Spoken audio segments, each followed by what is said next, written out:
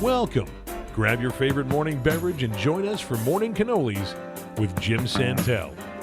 You don't know me, but I'm your brother. Sampling the news desserts of the week, here is your host, Jim Santel.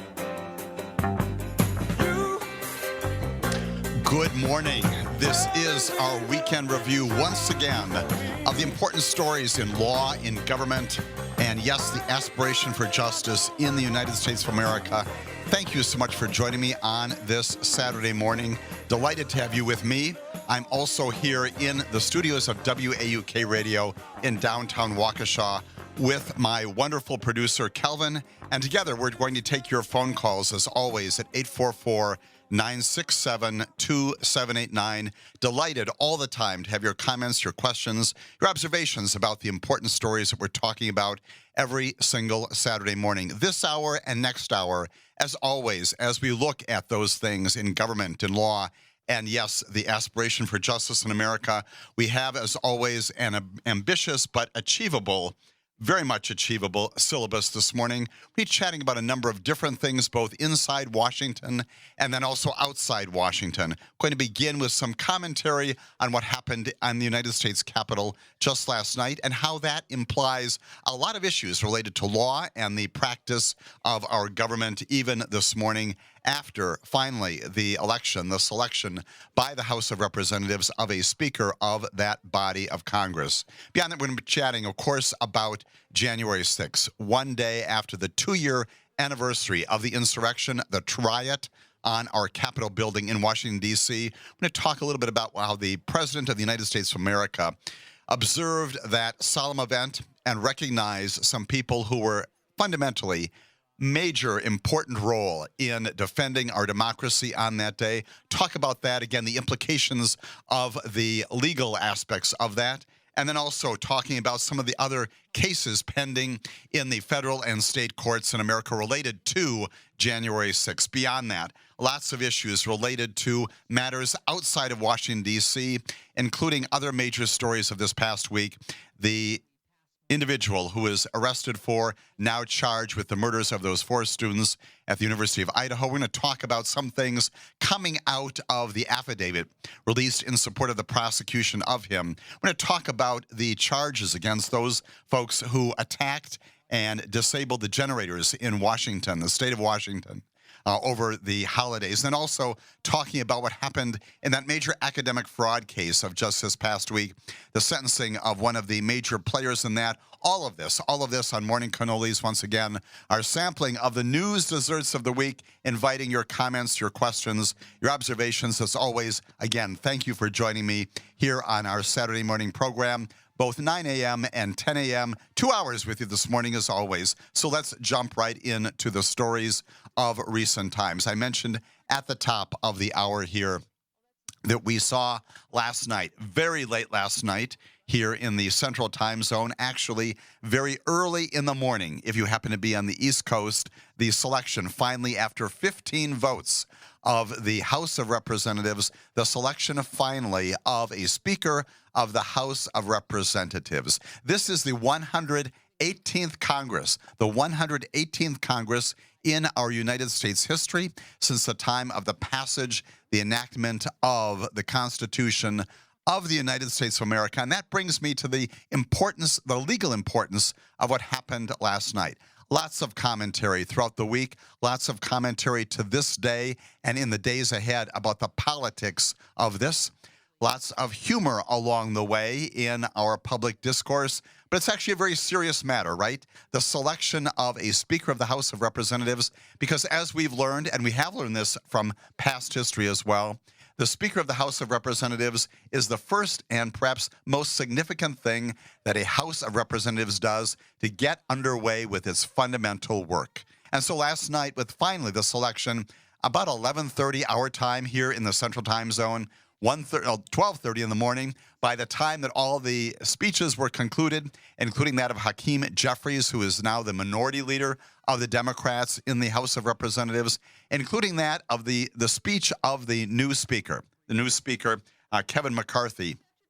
All of that being completed in the very, very early morning hours here in America. Why is that significant? Well, again, we know that that's the seminal thing that has to happen in the United States Congress, the United States House of Representatives, to swear in all of the other 435 members of the House. And before that can happen, obviously the majority of the members of the House have to agree on that leadership, which they did. And in the wake of that, it is now, of course, that all the members can be sworn in. One can make, and some political observers, some legal observers have observed during the course of the week that since the expiration of the 117th Congress and before the swearing in just late last night, very early this morning, of those 435 members, we did not have a House of Representatives. There was no one commissioned, no one properly under oath to pursue the all-important work of the House of Representatives, and that's my point this morning. We think about this as a political event, and it certainly is.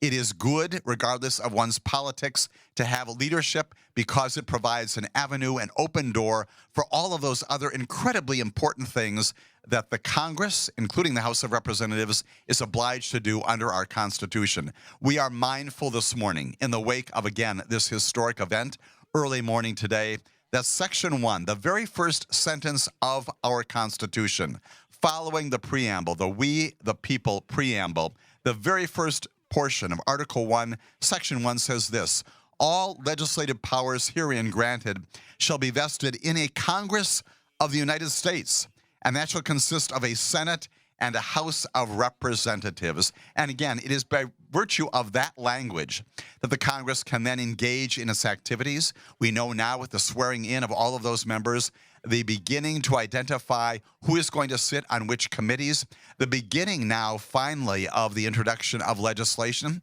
which starts from the beginning in the 118th Congress. And to that point, the reason why this is not just a political issue, not just something for social commentators to talk about, but it is a legal issue as well because of what the Constitution says about what the House of Representatives, along with the Senate, does. They legislate for us. And as we have spoken in the past, that legislation basically partakes of two fundamental roles. Number one, at the top of the list, passing laws that govern how we live in America. And remember again that the Senate and the House of Representatives commissioned to do a huge number of things in the very language of our Constitution. I'm going to cite some of those, not all of them, but just a few of those in Section 8, once again, of the very first article of our Constitution. The Congress has the power to lay and collect taxes, duties, imposts, and excises. We know that that's a critical function. All tax bills, all budgets begin in the House of Representatives. Yes, with the House Ways and Means Committee, very much in the news in recent times because of the success of that committee finally after many years of obtaining the former president's tax returns. We have chatted about that on this very broadcast. This huge issue related to the operation of government premised upon the authority to pass a budget, to lay taxes and duties. We know as well that sometime in this calendar year, in 2023, probably in the third quarter, we also have a debt ceiling issue to address, probably this coming summer. Incredibly important to address that because if that doesn't happen, the United States of America defaults on its obligations, brings our nation, if you will, by virtue of the default to a halt. And operationally, again, a hugely critical thing to understand under the Constitution. What else?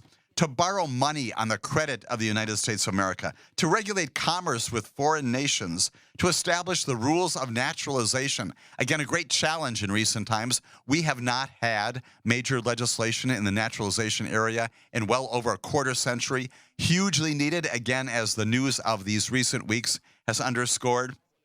The Congress obliged to and does routinely direct the coining of money, establishing the value of that, providing for the punishment of counterfeiting, establishing post office and post roads, as the Congress has said, by virtue of its legislation, to promote the progress and the science of useful arts by securing for limited times to authors and inventors. That's intellectual property. It's right there in the Constitution.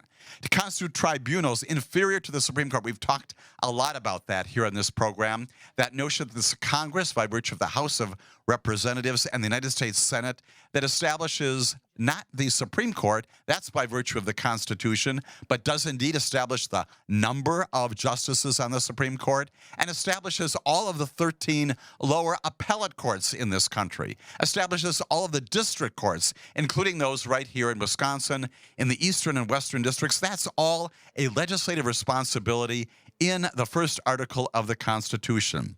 To define and punish piracies and felonies committed on the high seas, very important. To declare war. We forget that sometimes, that that's the obligation of the United States Congress, to declare war in situations where there has been debate, and the Congress does that by virtue of its authority in the Constitution to raise and support armies, to maintain a navy, to provide for the rules of government and regulation of our naval forces as well. And perhaps most important, behind all of those critically important things, the language of the Constitution, the reason why the selection of leadership is so incredibly important. The Congress itself is obliged under the Constitution to do this: to make all laws which shall be necessary and proper. That necessary and proper cause for carrying into execution all of those foregoing powers and all other powers, the Constitution goes on to say, vested by this Constitution in the government of the United States of America or in any department or officer thereof. This omnibus conveyance, this commission in the Constitution itself to do what needs to be done to ensure that all of the laws that are passed are executed, that necessary and proper cause used on a regular basis, not only as the basis for legitimate legislative action, but also as courts review all of this in this exercise of their authority, executing all the former powers in the Constitution of the United States of America. That is the law of America. That's the Constitution. And that's why what happened in the early morning hours of this morning, late last night, is so very important. Come back. We're going to talk about a few other things in history on this day as we move then to think about what happened 2 years ago, yesterday, on January 6th. Stay with us right here on Morning Cannolis, a review of law, government, and justice in America.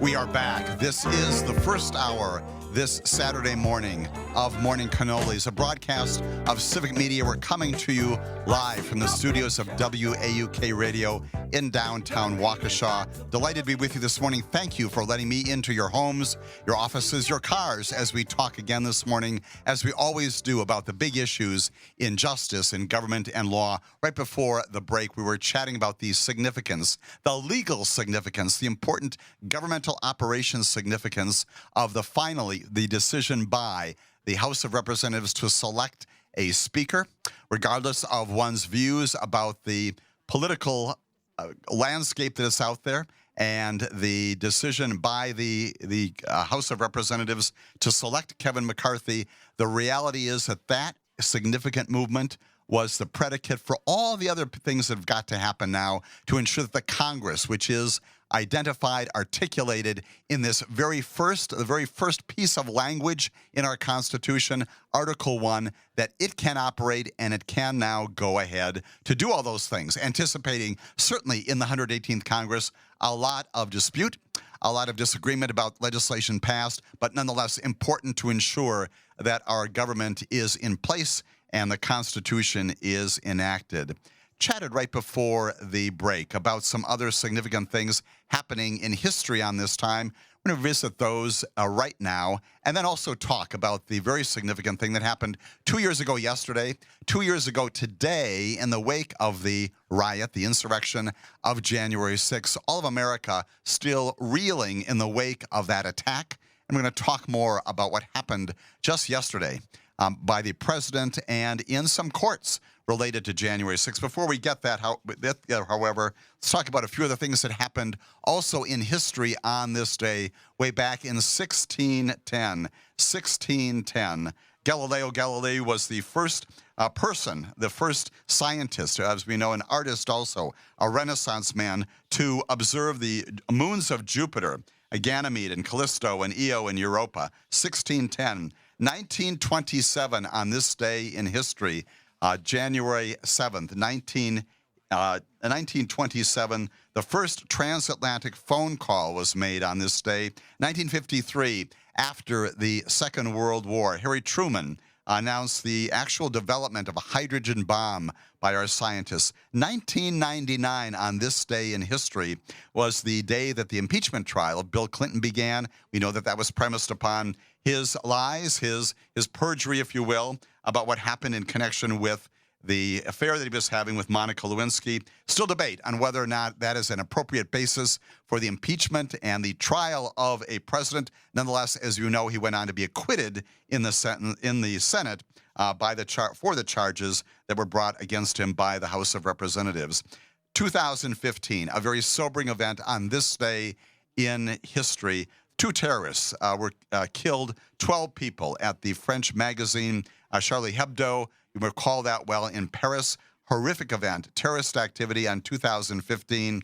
And yes, it was on 2021, just a couple of years ago, that a man named Elon Musk, much in the news to this day, overtook Jeff Bezos as the richest man on the face of the planet, a net worth of about $186 billion at that time. Both of them plainly continue to animate many of our stories, including legal stories out there in America. Most importantly, we observed just this past week, solemnly, with great reverence, the 2-year anniversary of the January 6th attack on our United States Capitol, attack on our democracy and on our republic.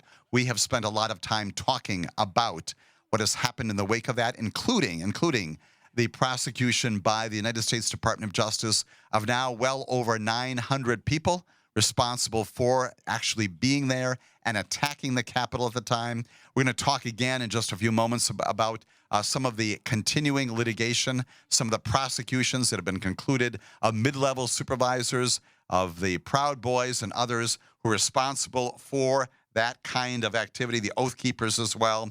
And we're also going to chat then about other things related to the January 6th report in future broadcasts. We've spent a lot of time in recent broadcasts talking about the findings there, referrals made by the House Select Committee of crimes that they believe that the former president committed and that the United States Department of Justice should prosecute under Jack Smith, who is the special counsel. But yesterday, just yesterday, very significant that our president, President Biden, honored who he's called 14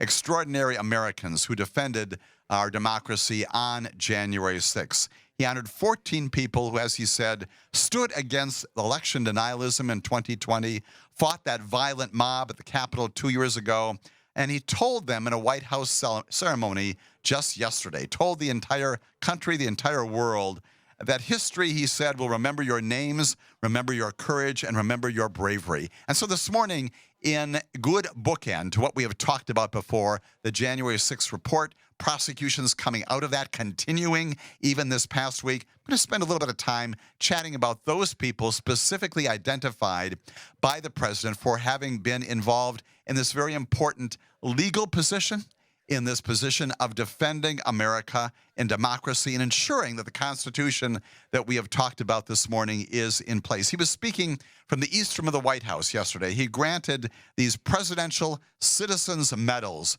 to 9 police officers, significantly 3 of them who died after protecting the Capitol on January 6th. He also gave 5 local officials who were subjected to personal violence as a result of January 6th, but nonetheless, as he said, resisted the pressure to undermine the election.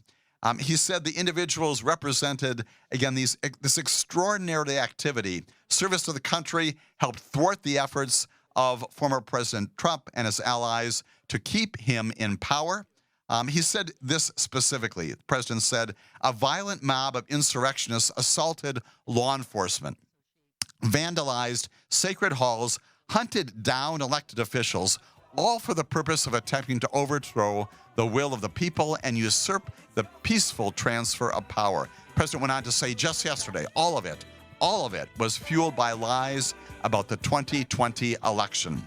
But on this day 2 years ago, our democracy held because we the people, as the Constitution referred to us, we the people did not flinch. Went on to talk about the things that these people did in particular. And so his very important issues.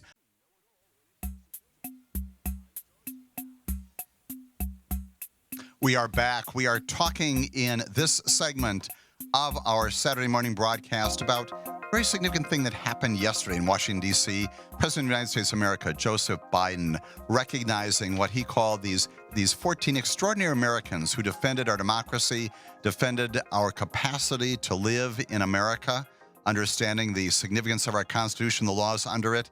He identified, again, a number of law enforcement officials. That included Daniel Hodges, a Washington police officer who was injured during his first visit to the Capitol for his bravery amid this chaos. He was sprayed with poison. He was pinned and crushed. His eyes were almost gouged out.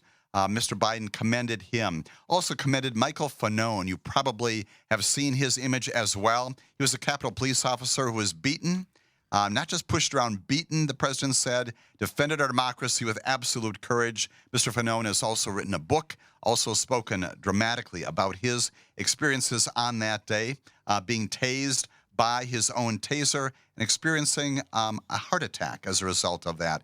The president also paid tribute to Caroline Edwards. She was the first law enforcement officer who was injured by the rioters. She was knocked unconscious, but got back up and helped preserve the line against those rioters as they were coming into the United States Capitol. Recognized Harry Dunn, a Capitol police officer who faced racial slurs and harassment. A fellow named Aquilino Ganell, a sergeant with the Capitol Police, who was also injured brutally in the attack. Eugene Goodman, a Capitol police officer who led a pro-Trump mob away from the entrance to the Senate chamber. You may recall that particular video. Certainly saving lives, certainly saving others from injury. The three officers that the president honored on Friday who died after January 6th include Brian Sicknick. He was a Capitol police officer, you may recall. He died of a stroke a day after the attacks. I'm going to talk about him again in just a moment or so. Howard Liebengood, who died by suicide 3 days after the attack, and Jeffrey Smith, a Metropolitan police officer who died also by suicide after helping to protect the Capitol. Beyond those law enforcement recognitions, also recognizing some local officials, again, with these very important Presidential Citizens Medals just yesterday. Two of those local officials, Ruby Freeman and Shay Moss, a mother and daughter, you may recall them also from testimony before the House committee, received the awards for serving as poll workers in Atlanta. They were in those positions subjected to all sorts of abuse by Trump supporters who falsely accused them of participating in election fraud. They were doing their job, as the president said yesterday. They were targeted and threatened by the same peddlers of a lie that was fueling the insurrection. The president also praised Al Schmidt, a city commissioner on the Philadelphia County Board of Elections in 2020, saying that he did not bend, he did not bow, he did not yield to the political threats and pressure. Also recognized Jocelyn Benson, who served as the Secretary of State, the state of Michigan during the 2020 election, and Rusty Bowers, the Republican House Speaker in Arizona, the State House in Arizona, all of those likewise resisting pressure from those forces that were seeking to overturn the election. All of them, Mr. Biden describing as true leaders in our nation.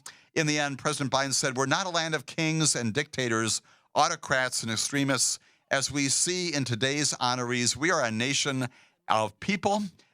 We are toughened through our fiber. We're renewed in our faith and strengthened in our cause. There's nothing, the president said, beyond our capacity if we act together. Again, important this morning to recognize what happened just yesterday, not only in observance of the 2-year anniversary of January 6th, because that too is a legal matter commemorating not only the event that happened and the results of that in our courts and outside of our courts, but ensuring that America and all of history knows about those people who came forth to protect our Constitution, to protect our laws, to protect our way of life, to protect our republic.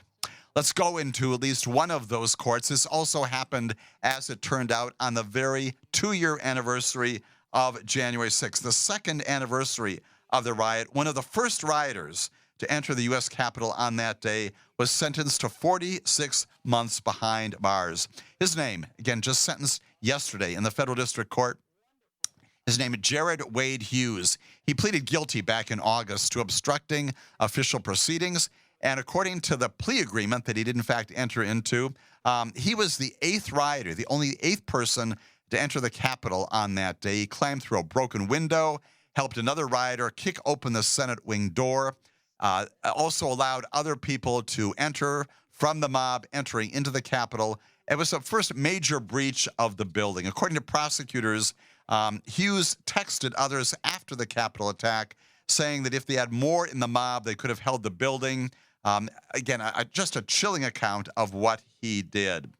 The prosecutors said we would have been in a constitutional crisis if what had happened continued and if Hughes had been even more successful in doing what he did, plainly stayed off by the kinds of people the president recognized yesterday. Hughes yesterday appearing in front of District Judge Timothy Kelly in the District of Columbia, again, a federal district court judge. That judge said the events of January were a national disgrace. January 6th, a national disgrace. He noted as well during the course of his sentencing of Hughes that the mob snapped our previously unbroken tradition of a peaceful transfer of power. We can't get that back, the judge said. He went on to say, it's hard not to become numb to it now after 2 years, not to let it, as time goes, not to let the seriousness of it wear off at all. Those comments all by District Judge Timothy Kelly as a result of his sentencing of Hughes, again, one of the major perpetrators, one of the initial people into the Capitol building at that time. His counsel, of course, was indicating that he didn't quite understand, Hughes didn't quite understand what was going on at the time. Specifically, Hughes said during the course of the sentencing, I want to get this behind me and get back to my family. Now, he said, he apologized to my country, my Congress, police officers, and specifically to Officer Goodman, again, recognized just yesterday by the president. Hughes' brother Joshua, who drove up with Hughes and was with him during the attack, was sentenced on back in November to 38 months behind bars. Brothers now in prison in the federal district courts, by the federal district courts in federal prison for their involvement in the January 6th insurrection. So again, another piece of litigation, another piece of prosecution coming to an end among those. Again, we're approaching 1,000 people prosecuted for their on-site involvement in January 6th. And then we've got more civil litigation against the president for inciting, for encouraging the very riot that happened. This is civil litigation, not being brought by the Department of Justice, but by private individuals who are maintaining in their lawsuits that because of what the president did, as Liz Cheney said, sort of lighting the fire, if you will, bringing the mob to Washington, D.C., causing this to happen. There were injuries and deaths caused in particular. We talked just a few moments ago about the recognition for the family of Brian Sicknick, who died just a day after the attack on the Capitol. Well, just this past week, the partner of Brian Sicknick, her name is Sandra Garza, was his girlfriend of this fallen officer. He died again following that January 6th riot, suing Donald Trump and other defendants, 2 other defendants, charging them with their insurrection involvement, enticing people to do exactly what happened, enticing all of that activity. Sandra Garza, in her lawsuit, again, representing the estate of Sicknick, accusing the former president in her lawsuit, along with 2 others, Julian Cotter and George Tanios, of being, this is directly from the complaint, directly and vicariously liable for Sicknick's death. The suit was filed in Washington, D.C. on Thursday.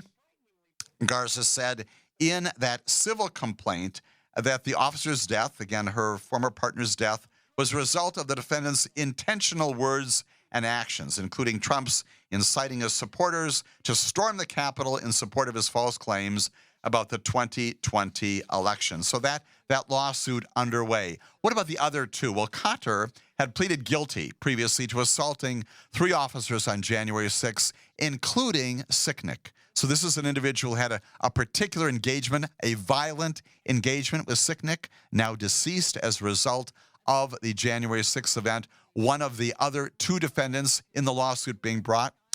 And beyond that, Tanios, who is said to have handed the chemical spray to Cotter during the course of the altercation, the disorder. He also pleaded guilty in July to several offenses, including, among other things, the assault on a federal officer, of course, that is Sicknick, with a dangerous weapon, and conspiracy to injure an officer. So the other 2, again, named in this civil lawsuit in the District of Columbia, also previously having suffered criminal convictions in the federal district court, serving their sentences for that involvement. Again, significant because of the remedies available, again, by virtue of the federal code, under the federal code, permitting the former partner of Brian Sicknick to bring a lawsuit for damages against those people who caused the death of Brian Sicknick and plainly the other injuries that she has suffered.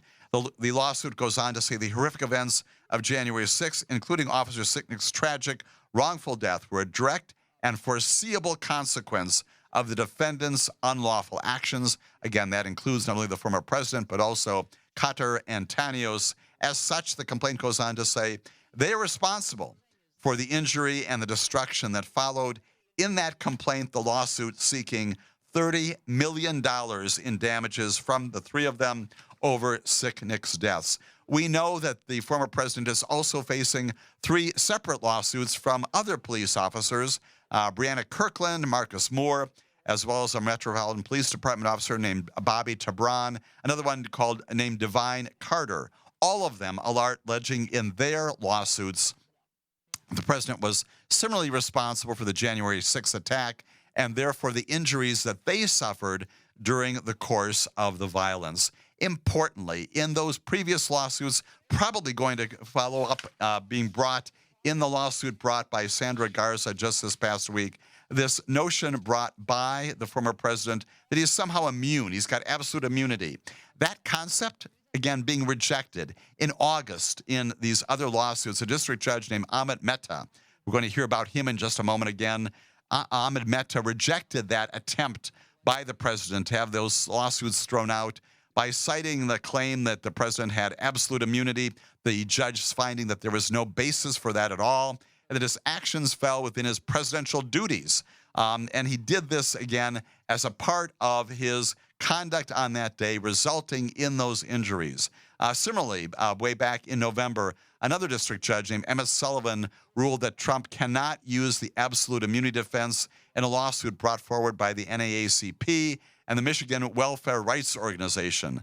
That lawsuit claimed that the former president and the RNC, the Republican National Committee, had committed some civil rights violations, again, by attempting to disenfranchise voters in the days after the 2020 election by means of perpetuating this false lie and ultimately, as the complaint in that case says, harassment, intimidation, preventing the complete counting and certification of valid ballots. In fairness, the former president says, I did nothing wrong. He says this in response to all of these civil lawsuits. He says, I have total immunity, and continues to advance that discredited theory.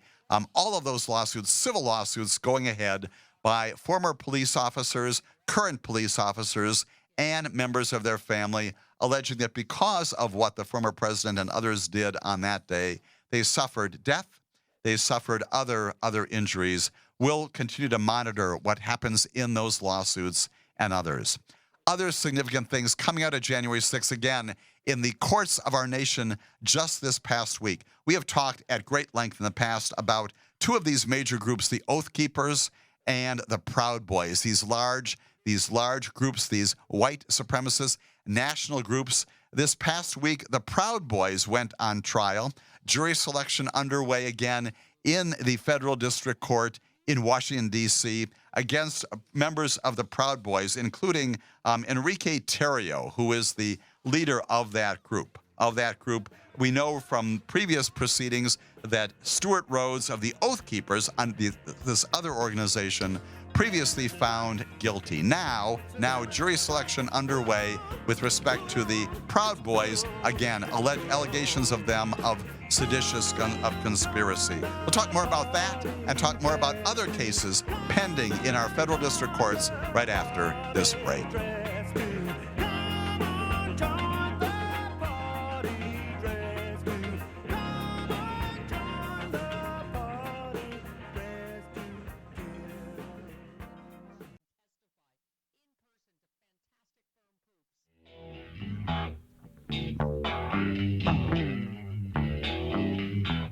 Welcome back. We are continuing to talk this morning on Morning Cannolis about January 6th. Yes, once again, things happening in our federal district courts, including the beginning this past week of the seditious conspiracy trial against Enrique Tarrio and 4 of his lieutenants for their involvement, their seditious conspiracy to overthrow the government, to stop the counting of electoral votes on January 6th. Jury selection underway. We know that this group, like the Oath Keepers, they're subject of previous and, yes, forthcoming lawsuits, forthcoming prosecutions, major group in terms of their attempts to undermine our republic.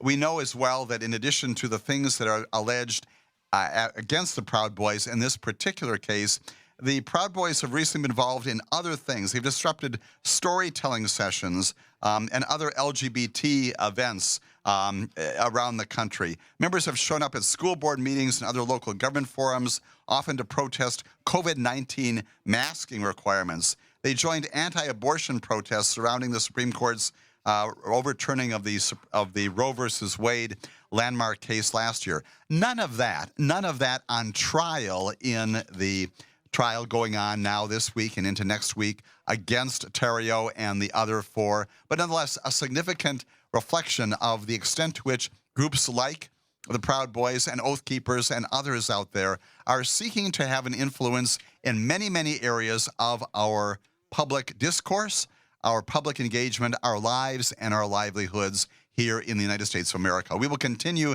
to monitor not only those prosecutions, likely resulting in convictions and ultimately sentences imposed upon these folks responsible for organizing conspiracies to overthrow our government. As always, we're thrilled to take your calls, your comments, your questions. And Joe, you've joined us this morning on the line from Madison. Glad to have you with us once again this morning, Joe. Thanks, Jim. This is just so helpful. I really appreciate it. There are 2 points I wanted to bring up. The first would be that there is this idea, certainly, that the prosecutions and the discovering of more and more information and ties is an ongoing process.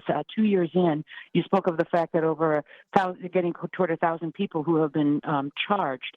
I would ask your opinion about 2 things. Number one, as we've been rolling forward in this last week or so, we found out more information about our own Republican Senator Ron Johnson and his role in terms of pushing forward and the idea of having the Wisconsin state legislature choose our electors rather than the voters, and that information had been revealed from the January 6th testimony taken from Andrew Hitt to another Republican official, Mark Jefferson, over these plans that Johnson had called him to detail.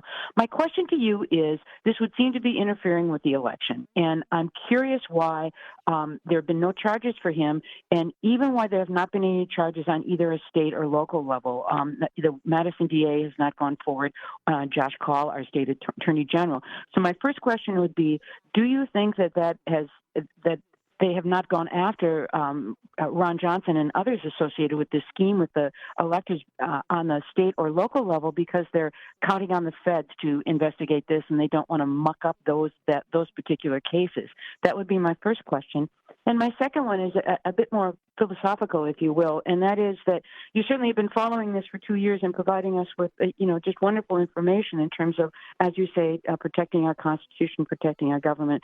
I would be curious, with your background, 30 years as a prosecutor, veteran, and kind of an educator at this point with the show that you've got, and as a working attorney, kind of what were your thoughts on the first day when you were watching this, on the TV monitors? What were your thoughts on the first day, and kind of compare and contrast, if you will, to what we see now in terms of where things are? So I hope that somewhere within the program that, in addition to providing us this information, you can also provide your own opinions, which we really value. You don't often share, but we would really value, I think, in this particular day at this particular time. Thanks a lot, Jim. I appreciate it. Joe, thank you. Wonderful comments, wonderful thoughts. And I'm going to seize upon both of those. If we don't get through all of it in this hour, we're going to do it in the start of the top of the next hour. Let me talk about this issue of our senior senator, again, getting this information just this past week as more revelations are coming forward.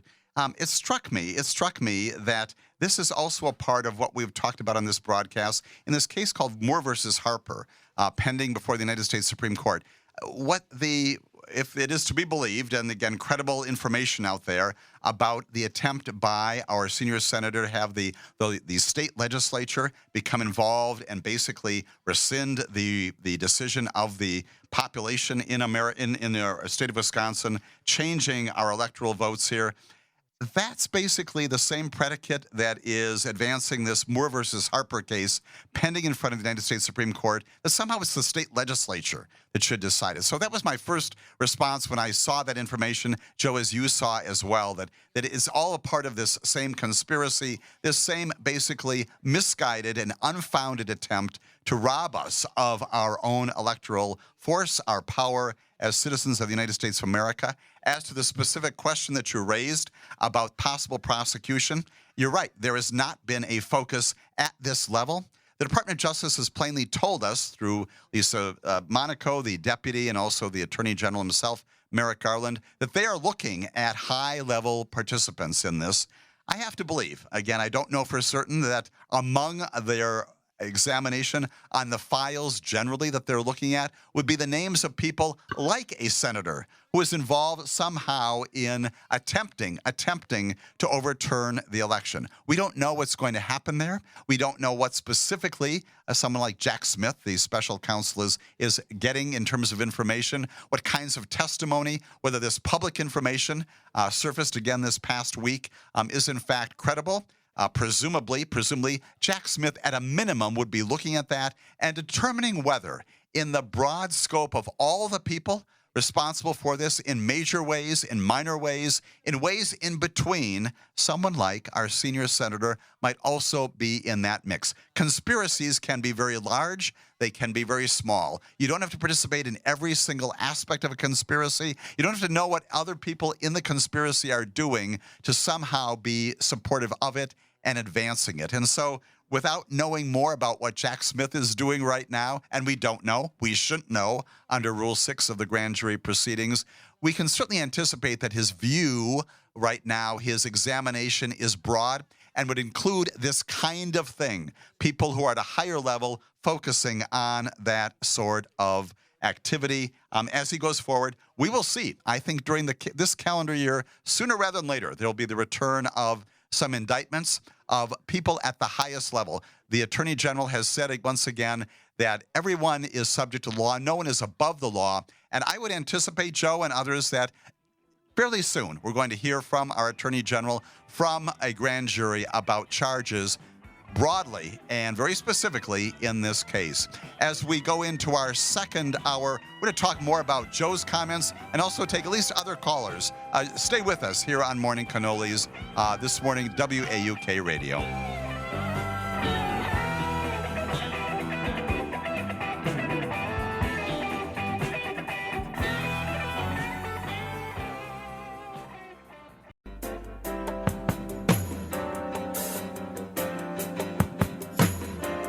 Welcome. Grab your favorite morning beverage and join us for Morning Cannolis with Jim Santel. You don't know me, but I'm your brother. Sampling the news desserts of the week, here is your host, Jim Santel.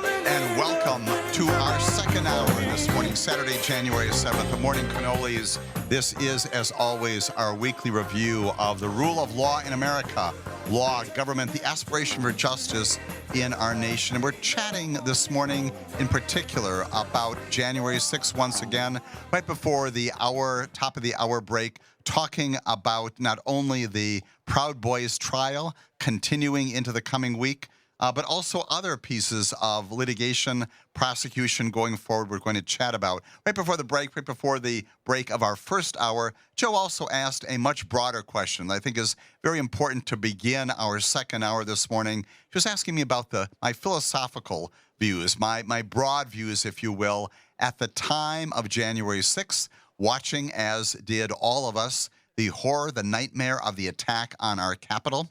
And then also thoughts about what that means long term. So I'll offer those not only in response to Joe's question, because it does provide an appropriate framework for what we're going to be talking about more generally this hour, which are additional issues in the rule of law and the support of our Constitution and our republic. Like all of you on January 6th, as the president said yesterday, horrified by what I was seeing. I spent some time many, many years ago actually working as a staffer on Capitol Hill, recalled very well the sanctity of that place.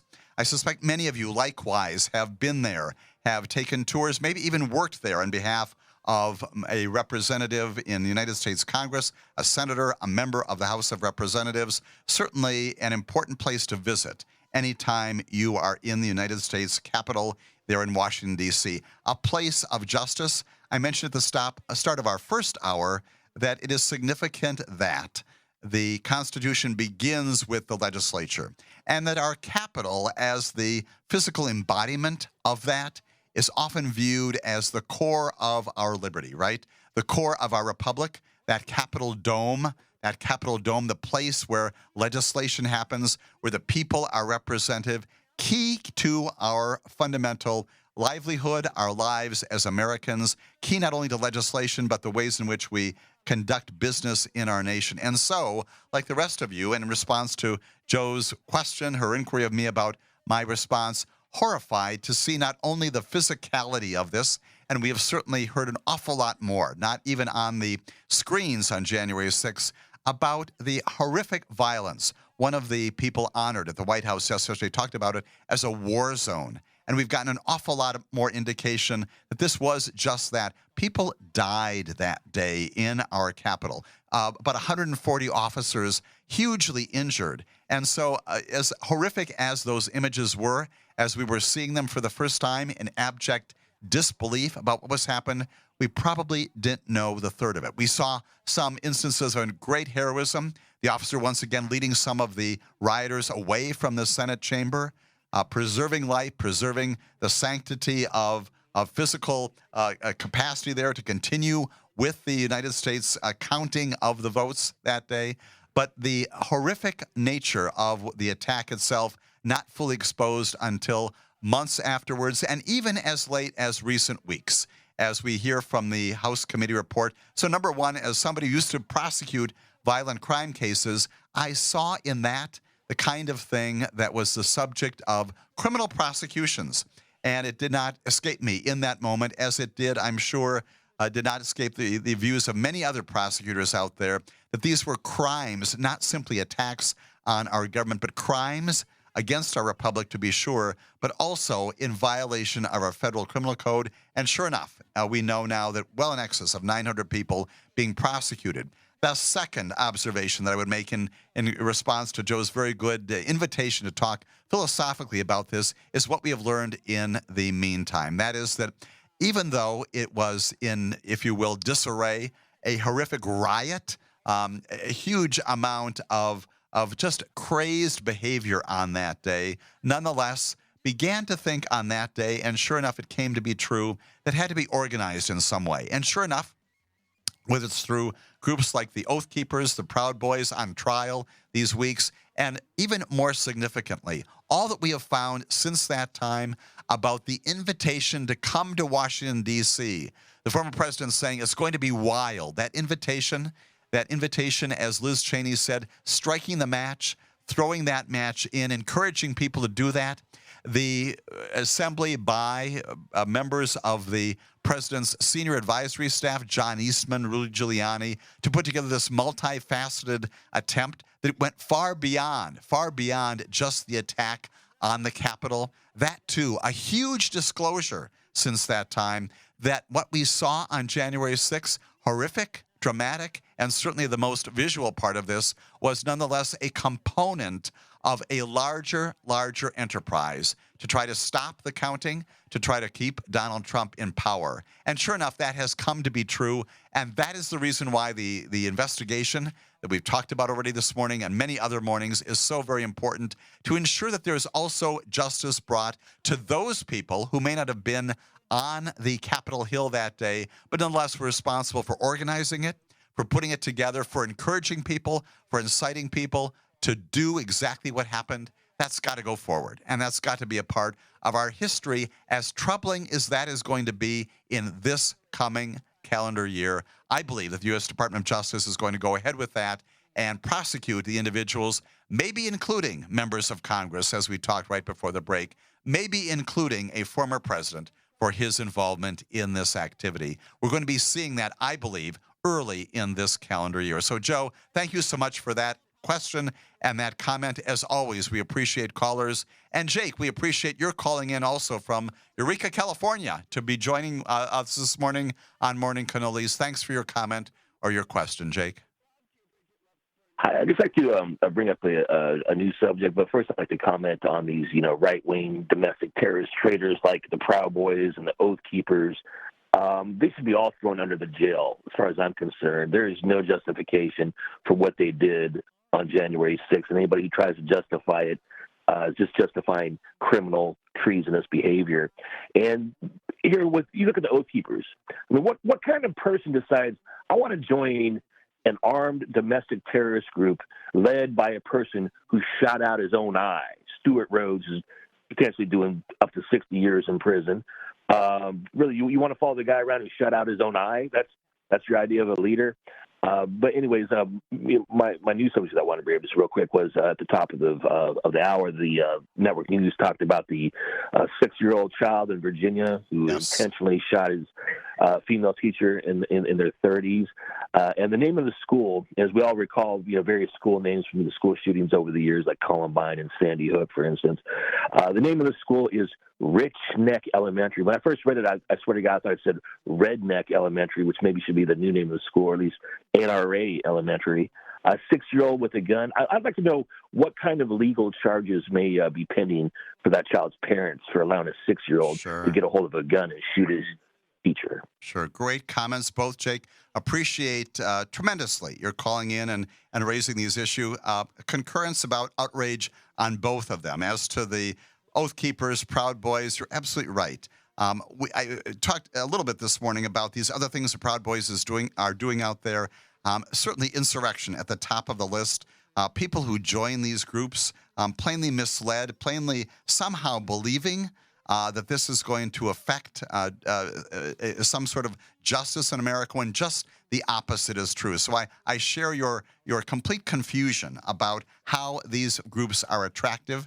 And again, hoping that when these prosecutions go forward, you mentioned, of course, the Stuart Rhodes and the others convicted recently, they're going to be sentenced. We hope that the deterrent impact of what's going to happen there spreads wide and far in America, and that people who think about joining an Oath Keeper group or a Proud Boys group or other groups out there think not just once, but twice and 3 and 4 times, because that's the consequence of doing this kind of completely un-American and violent activity. So concurrence completely, Jake, with your thoughts on that. As to this issue, again, which has also been the subject of our civic media news this morning, about the shooting by this very young student of his teacher. A couple of comments about that. Number one, We know well that this kind of thing, as you indicated, Jake, much too common in America. We've come to understand them by virtue of the names of these schools. And that in of itself, while it's important to herald the good things that go on in education, the fact that places like Columbine and Sandy Hook, we now know them by virtue of the violence and the horrific losses of life, that in itself should be enough to give us pause. I'm among those people in America who believes that we have too many guns in America, and this event of just this past week or so underscores that. A 6-year-old getting access to weapons. Those groups, I'm proud to be affiliated with one of them here in Wisconsin called WAVE, that advocates for a number of great, responsible, reasonable, rational limitations on gun use, gun access. And one of those things is ensuring that guns, when they are, again, constitutionally, under a couple of Supreme Court cases, entitled to possess a weapon, plainly, if you're an adult, for defensive purposes, and now also on the streets of America. Nonetheless, reasonable, rational restrictions inside those broad constitutional Second Amendment purposes, plainly to ensure that young people do not have access to these guns. The question, Jake, you raised about responsibility for parents, absolutely. We have seen in recent times, not only on both coasts, but also in the Midwest, charges against parents for either promoting or assisting or in some way supporting access of their children, sometimes even their adult children, to guns. And that concept, that kind of vicarious liability, is a part of the law. And you have to believe that prosecutors in this most recent event will be taking a look at that and determining whether or not parental authorities should be held responsible in our criminal courts for the conduct and this horrific conduct resulting in this shooting. We'll talk more about those kinds of issues right after this break, right here on Morning Cannolis.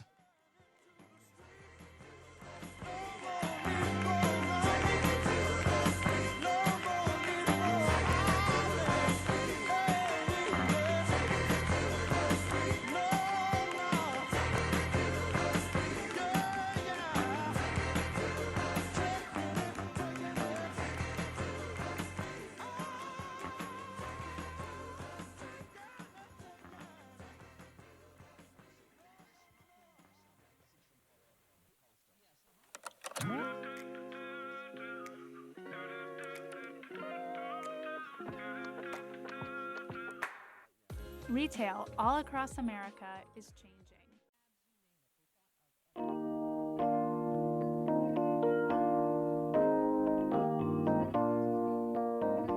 And we are back, and my name is Jim Santel. This is Morning Cannolis.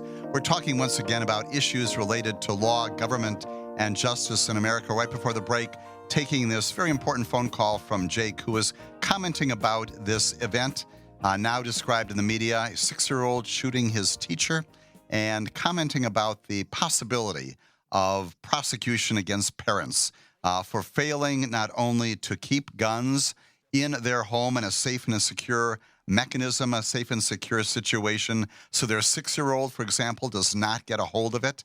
That has got to be a part of any rational response, not only to these kinds of events, but also to ensure that our Second Amendment rights, while they are established by the Constitution now, as interpreted by the Supreme Court, still ensure that we are safe and secure. Again, every major thoughtful advocate with respect to the Second Amendment understands and appreciates and embraces this notion that safety at the home, keeping guns out of the hands of children, is a key component of, again, many of these rational and reasonable regulations that can be imposed.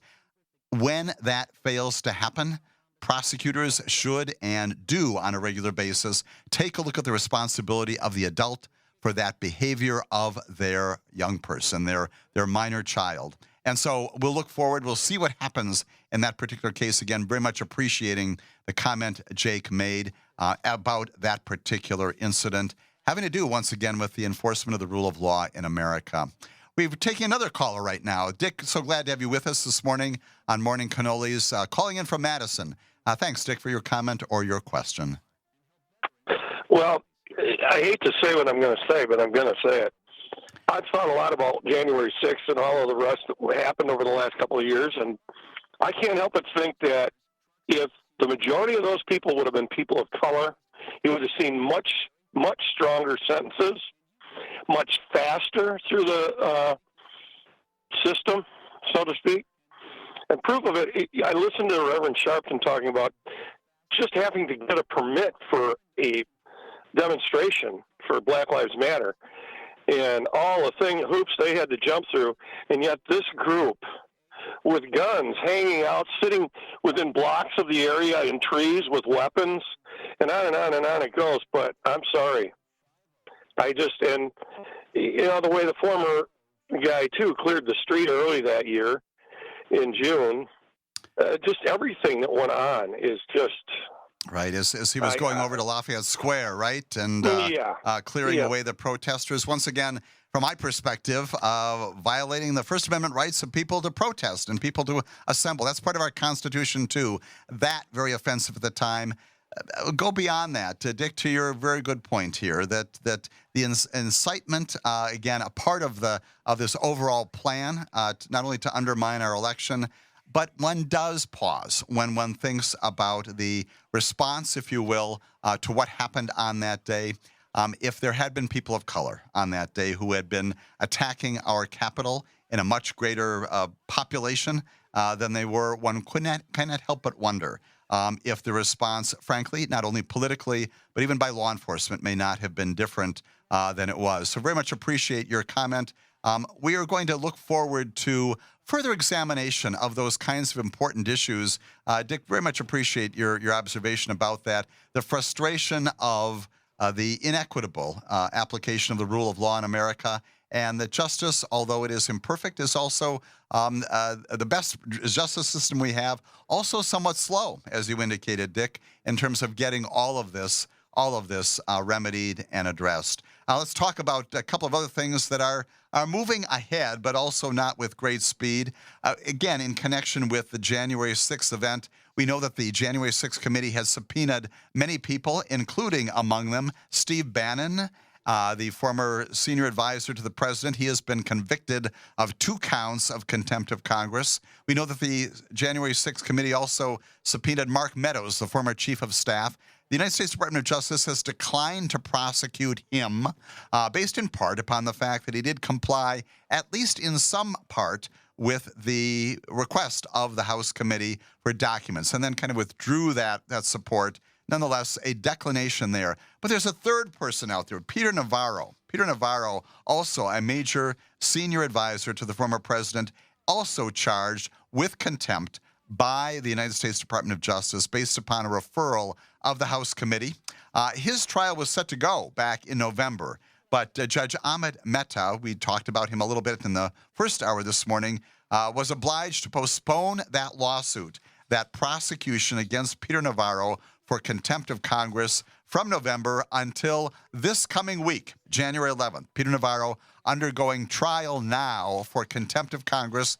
He is the third person subject to a referral for contempt of Congress. Again, Steve Bannon previously charged and convicted. Mark Meadows declined. And now Peter Navarro going ahead in front of Judge Mehta and a jury that he will bring together on 2 counts of ignoring that subpoena based upon his involvement in the January 6th attack. And so, again, all of that related to January 6th, both directly and derivatively. We also have another caller calling in from Rock County. Rico, your comment or question this morning about any of the broad issues that we're discussing here on our broadcast. Yeah, hey, Jim, I got a question for you. Maybe you could help me out with this. I was wondering, is there a mechanism, a legal route, or, some kind of tool that we the people of Wisconsin have that would enable us, maybe through petition or something of that nature, to demand, and I'm speaking about Ron Johnson here, an investigation and, if necessary, charges or what have you. But initially, the investigation. I'm just wondering: is there a route here? Is there something that we, the people, the voters that were almost disenfranchised, is there a legal route forward on this? And I'll take your answer off here. Thanks a lot. Sure, Rico. And again, following up in part on a question that Joe asked in our first hour. Thank you again for that. Again, this news breaking this past week, coming out of additional transcripts and reporting from the January 6th committee that our senior senator may have been involved in trying to influence the electoral votes through our state legislature. We're going to chat more about Rico's good question comment right after the break, and we're going to talk more about that in just a moment.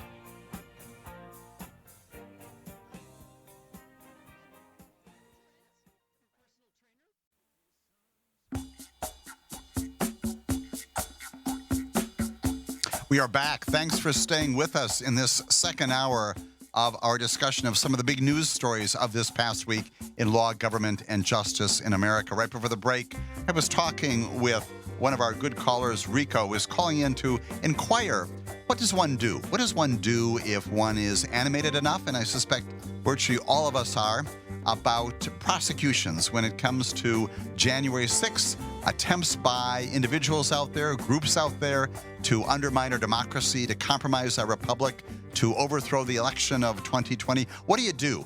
Is there a mechanism for citizens, private citizens, to seek criminal investigations and prosecutions? And the answer really is yes, there is.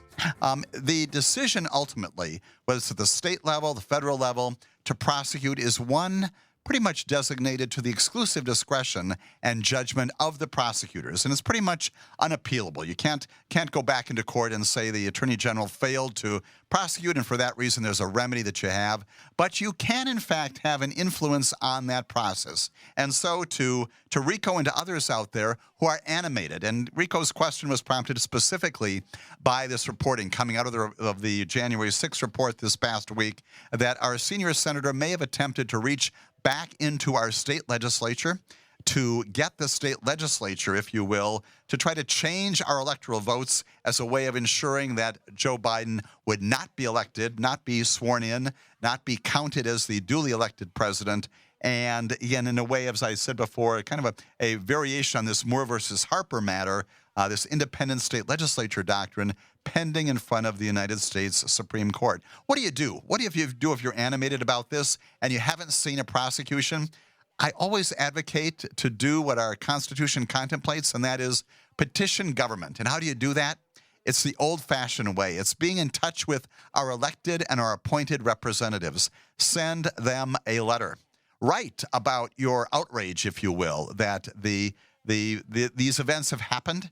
Express your views that as a citizen of the United States of America, you have standing because this is your vote, this is your country, this is your process, and you want to see that people who are attempting to undermine this process are brought to justice. Write a letter to Lisa Monaco. Write a letter to the Attorney General, Merrick Garland. Write a letter to our Wisconsin Attorney General, Josh Kaul. Write a letter to your state, your local prosecutors, encouraging them, DAs, state's attorneys in other states, encouraging them to, in their investigations. Now, they're not compelled to do something by virtue of your letters, but do they take mail? Do they open mail? The answer is absolutely yes. I worked for 30 years inside the U.S. Department of Justice, including very closely with Janet Reno, including very closely with Eric Holder. And they respond to, and they are reacting to, not simply the political things that happen in the world, but also what America is saying. And so if you do have, as Rico does, an animated vision for what should happen here, be in touch with them. Let them know about how strongly you feel that there should, in fact, not only be investigation, but also prosecutions, and support that. Support that when it comes to the election of future prosecutors. That means going to the polls for DAs. That means going to the polls for presidents, because that's where attorneys general come from. That's where U.S. attorneys come from by virtue of who you elect as the president of the United States of America. So great question, Rico. Invoke your rights under the Constitution to petition government for remedies that are out there. A couple more issues having to do with the enforcement of the law and the rule of law in the United States of America just from this past week. One of them having to do with the decision just this past week by a judge in New York. His name is Arthur Engoron. We've heard from him before.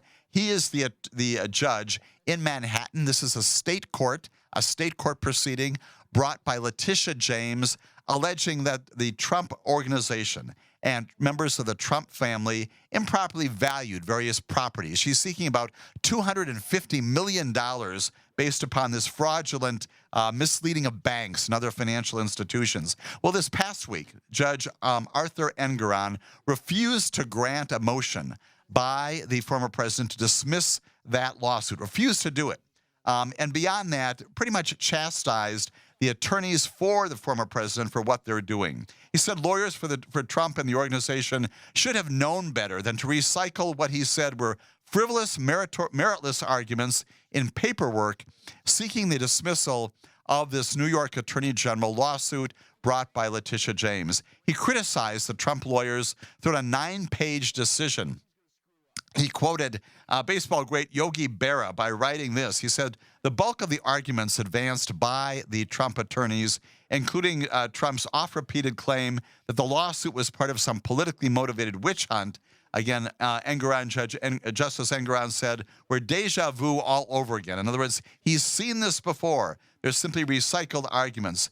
He threatened to punish the Trump lawyers, but said that excoriating them here in this decision is enough. The lawsuit, again, filed back in September, alleged that the former president and the Trump organization had misled these financial institutions about the value of some of these major prized assets, including things like golf courses and hotels that bear his name. And so this past week, not only the denial of the motion to dismiss that lawsuit so it goes forward, but also chastising, excoriating the lawyers for, again, recycling these age-old and unsuccessful and meritless arguments, the judge coming close to sanctioning them for that kind of activity in their court. And then in another court, also in a federal court, this one related to Mar-a-Lago. We've talked a lot about this on this broadcast. I'm not going to revisit that in great detail, but recall well these attempts by the Department of Justice over a period of months last year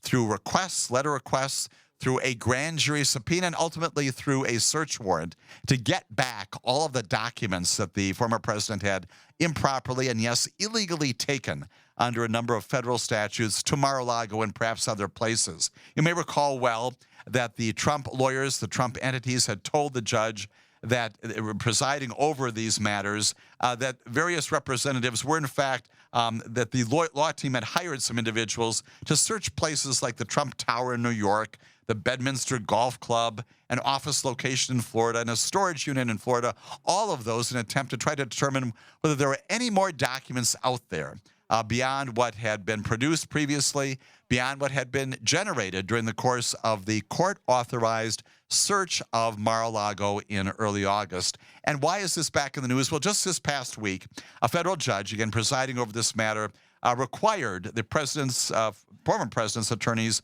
to turn over the names of those people who were hired to search those 4 properties. And presumably, apparently, according to court records, those names were given over on Wednesday night. What is it? Why is that significant? Why is that important to note this morning? It's important because plainly this matter is not done. We're now going to ask about the names of those people who actually did this attempt to engage in due diligence to find other documents out there. Presumably, this story isn't over as the court, the federal court here, continues to monitor whether there was contempt. What kinds of things did the Trump organization, Trump lawyers, Trump representatives do and not do in complying with grand jury subpoenas? All of that relevant because you may recall well that in the supporting affidavit for the search warrant back in August and in other reference points, there's this reference to obstruction of justice. And we haven't heard a lot beyond just the seizure of these documents and other attempts to get them, but a continuing sense that during the course of 2022 and perhaps even to this day, continuing attempts by representatives of the Trump organization, arguably by Trump lawyers as well, to obstruct justice, to prevent the Department of Justice from getting those documents back, from pursuing the investigation that we know now is underway related to the taking of those documents from the White House back in January of 2021. Again, another thing in the news just this past week. I promised at the start of our 2-hour broadcast this morning that we touch on some other matters, leaving Washington, D.C., leaving these other issues that are also grabbing headlines around America. Let's talk about some of them, also the subject of some of the news reporting right here on Civic Media, the broadcasts of this station. This one having to do with this fellow named Brian Koberger. He's 28 years old. He was a graduate student at Washington State University, now charged with the horrific murders of the 4 students at the University of Idaho. Just this past week, again, in connection with his extradition from Pennsylvania back to Idaho to face those charges, we have seen some key revelations in this Idaho murder case. And where do they come from?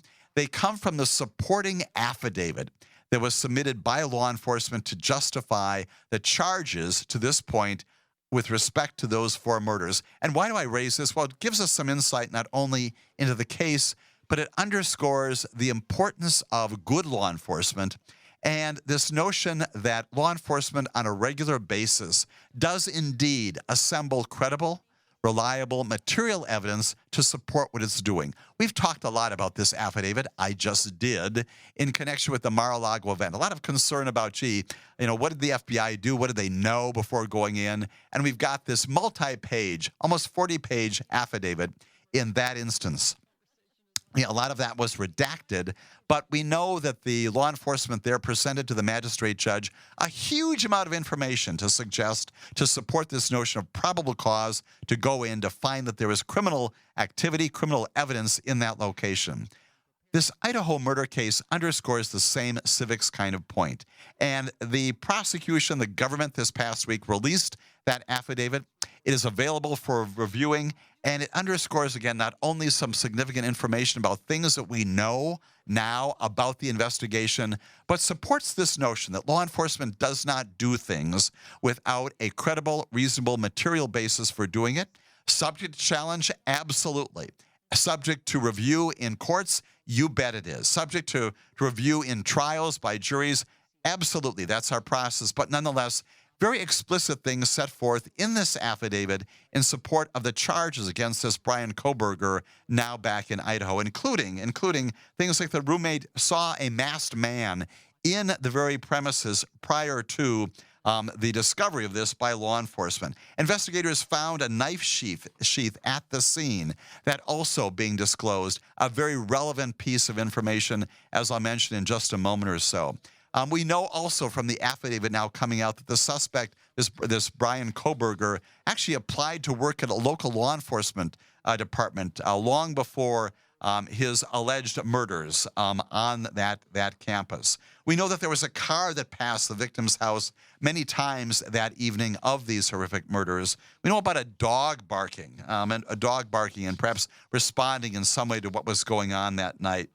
We understand also that one of the victims may actually have been awake prior to the entrance and the actual events, the murders themselves. The coroner had stated previously that all 4 victims were previously asleep, but in these new court releases, maybe one of them had been awake. Zana Kernodle received a DoorDash delivery about 4 a.m., which was just before the arrival of this vehicle on the site. A forensic review of her phone suggested that she was using a TikTok app at around 4:12 a.m., suggesting once again something about her actually being awake prior to her own murder. Again, graphic, horrific details coming out of, again, this very specific graphic affidavit. We know that a campus officer found Koberger's car at the scene. We know that beyond that, as the news reporting is indicating just this morning, this phone was disconnected during the killings themselves. The police suggest in this affidavit that the suspect may have actually returned to the crime scene. And again, very significantly, the DNA sample was taken from the trash in Pennsylvania, trash that was put out by Koberger's father, and then brought together with respect to the DNA found on that knife sheet. Again, so huge numbers of things that show you how it is that this investigation into these heinous, horrific murders was put together, and also telling us a lot about how law enforcement works when it comes to whether it's a Mar-a-Lago type situation, a white-collar documents event, or something as grisly, as horrific as the murders of these 4 young people at the University of Idaho. We hasten to add, of course, as always, that in our system of justice, all defendants, including Brian Koberger, presumed innocent until proven guilty by a jury in one of our courts of our United States of America. We're going to talk more about that and other issues in our final segment. Stay with us right here on Morning Cannolis.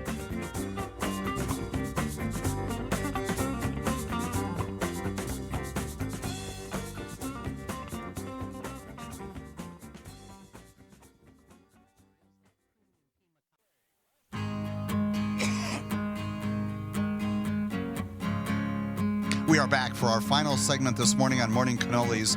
Always delighted to take your comments and questions. We're talking about many different things this morning, including some state court prosecutions out there as well. We'll get back to those in just a moment or so. But Tom from Cedarburg calling in. Appreciate your comment or question as well. Thanks, Tom. Hi, I just want to say, Jim, I think you have a great show, and it's really fitting for the times we're living in to hear some accurate information on what's really happening and why it's happening and stuff. I'd also like to say, too, that you have some really good people calling in, and I'd like to point out especially the gal named Joel. She seems really articulate and intelligent. I'd like to see someone like that run for office or something and be able to represent us. Absolutely, Tom. I appreciate your comments about the program. We try to do our best here to be somewhat apolitical, not always successful in doing that, but most importantly, focusing on civics, right? As you just said, talking about what's really going on out there, accurate information. We can disagree, you and I can, and others can, based upon what we should do, but gosh, we've got to have a basic understanding of civics. We've got to have a basic understanding of what did, in fact, happen out there. So appreciate that comment, and yes, concur in your views and also the views of people like Joe and others who've called in. All good folks out there who are giving this some serious thought, being balanced and reasonable and rational. So appreciate that very much. Absolutely, Tom. Sure. Thanks for calling in this morning. Appreciate that, Tom. And we'll look forward to more callers down the road, not only in future casts, but also this morning if we still have an opportunity to do just that. I promised at the outset that we would talk about a couple of other matters that have been also in the news this past week. You recall as well that on Christmas Day, some power substations in Washington State were attacked. And specifically, those power stations in Tacoma, Washington, thousands were left without power after some vandals forced their way into 4 substations, damaged some equipment there, leading to a fire in one instance. 14,000 people over the holidays were left without power from those attacks. Substations owned by the Tacoma Public Utilities and Puget Sound Energy Corporation. Well, just this past week, there were 2 individuals who were charged with those attacks. Their names are Matthew Greenwood and Jeremy Cahan. They've been charged with conspiracy once again, to damage energy facilities. And Greenwood faces a separate charge of possessing illegal short-barreled rifles. Again, a gun charge related to his attack, along with that of Crahan, on this energy facility. They apparently plotted to knock out power from 4 different substations. Power in those first 2 facilities was in fact out. The pair then broke into a local business to steal from the cash register, and all of this being provided after Greenwood himself was arrested along with Crahan. Again, the reason why that's significant is not only for what happened in Washington, but this, again, continuing notion that this is now an appropriate thing to do. We know that law enforcement agencies are investigating at least 8 other similar attacks on power stations in 4 states just in this past month alone, including in North Carolina. And we recall well that in the late fall of last year, too.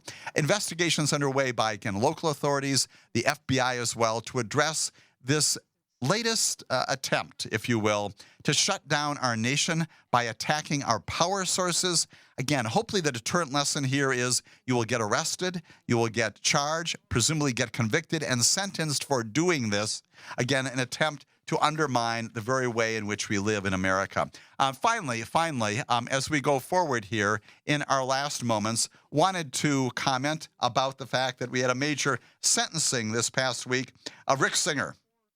He was the mastermind of this sprawling college admissions scam, known kind of colloquially as Varsity Blues. He was sentenced this past Wednesday to 3.5 years in federal prison.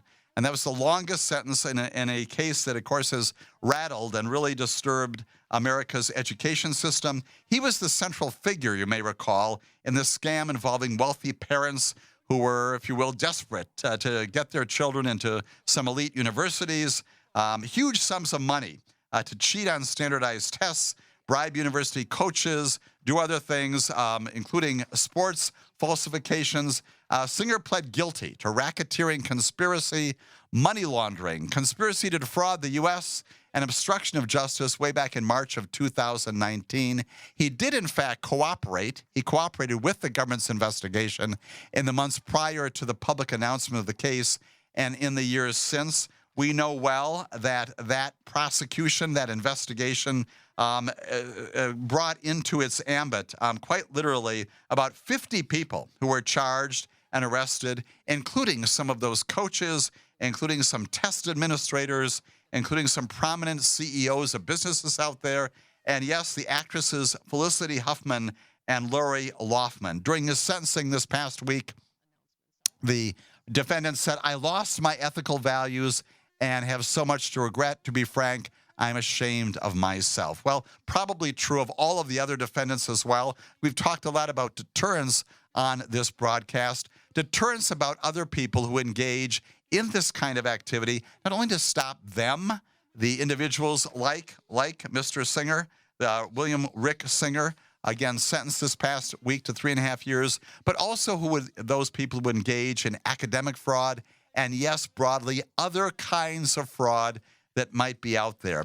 That's the purpose behind prosecution, to stop the individuals and also send the appropriate messages out there about other people who might be thinking about doing the same kind of thing. Finally, in our last moments together here, about 2 minutes or so, wanted to return to an issue that we have talked a lot about, and we're going to be spending a lot of time talking about it in the future weeks here in 2023, and that is the United States Supreme Court. I made reference already to this Moore versus Harper case, this fringe doctrine involving the independent state legislature doctrine, the notion that somehow our legislatures should be the one who make decisions about electoral votes and other things when it comes to voting in America. Well, this coming week, the Supreme Court back in session once again. January 9th, which is Monday, Tuesday the 10th, Wednesday, a number of different cases. On Monday, have a case they're going to be taking oral argument on communications, both legal and non-legal, having to do with the attorney-client privilege. That coming up on Monday. Also on Monday, the Ohio National Guard, it attempted to end a collective bargaining agreement with employees, whether they violated federal law in doing that. That's coming up on Monday. Tuesday, an issue involving the National Labor Relations Act and whether it's preempted, and its access to justice, if you will, is preempted by a state court claim for destroying employers' property in a labor dispute. Finally, on Wednesday, an 11th Amendment case involving the Economic Stability Act in Puerto Rico, having to do with its sovereign immunity, territorial claims there as well. 4 major cases coming up in the Supreme Court in this coming week. We'll be talking about that and more in those future weeks. Join us again every Saturday morning here at Morning Cannolis. Thank you for being with me and with my producer, Calvin. We'll look forward to hearing from you again next Saturday here on the studios of Civic Media.